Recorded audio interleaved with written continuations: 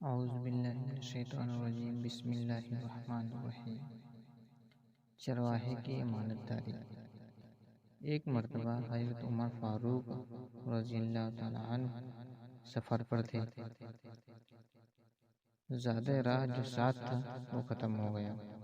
آپ نے دیکھا کہ جنگل میں بکریاں کا گلہ چر رہا ہے، اور اہل عرب کے اندر یہ رواج تھا، لوگ مسافروں کو راستے میں مہمان نوازی کے طور پر مفت دودھ پیش کیا کرتے تھے۔ جب آپ چرواہے کے پاس گئے اور اس سے جا کر فرمایا کہ میں مسافر ہوں اور کھانے پینے کا سامان ختم ہو گیا ہے، تم ایک بکری کا دودھ نکال کر مجھے دے دو تاکہ پی لوں۔ چرواہے نے کہا کہ آپ مسافر ہیں، میں آپ کو دودھ ضرور دیتا، لیکن یہ کہ بکریاں میری نہیں، ان کا مالک دوسرا شخص ہے، اور ان کے چروانے کی خدمت میرے سپرد ہے، اس لیے بکریاں میرے پاس امانت ہے اور ان کا دودھ بھی امانت ہے، لہذا شرعی اعتبار سے میرے لیے ان کا دودھ آپ کو دینا جائز نہیں۔ اس کے بعد حضرت فاروق اعظم نے ان کا امتحان لینا چاہا، اور اس نے فرمایا کہ دیکھو بھائی، میں تمہیں ایک فائدے کی بات بتاتا ہوں جس میں تمہارا بھی فائدہ ہے اور میرا بھی فائدہ ہے۔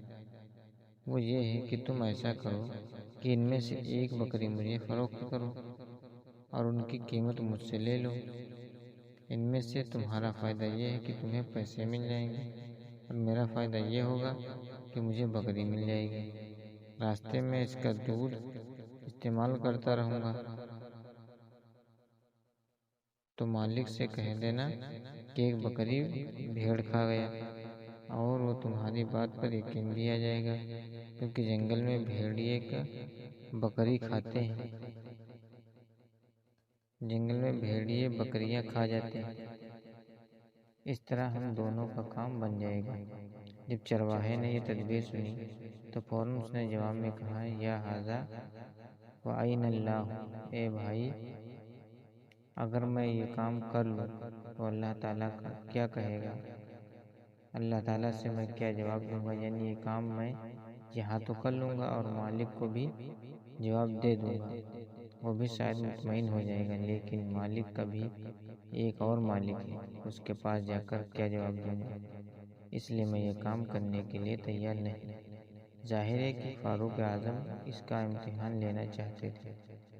جب اس چرواہے کا جواب سنا تو آپ نے فرمایا کہ جب تک تجھ جیسے انسان اس روئے زمین پر موجود ہیں، اس وقت تک کوئی ظالم دوسرے شخص پر ظلم کرنے پر آمادہ نہیں ہوگا، اس لیے کہ جب تک دل میں اللہ کا خوف، آخرت کی فکر، اللہ کے سامنے کھڑے ہونے کے حساب موجود رہے گا، اس وقت تک جرائم، مظالم چل نہیں سکتے۔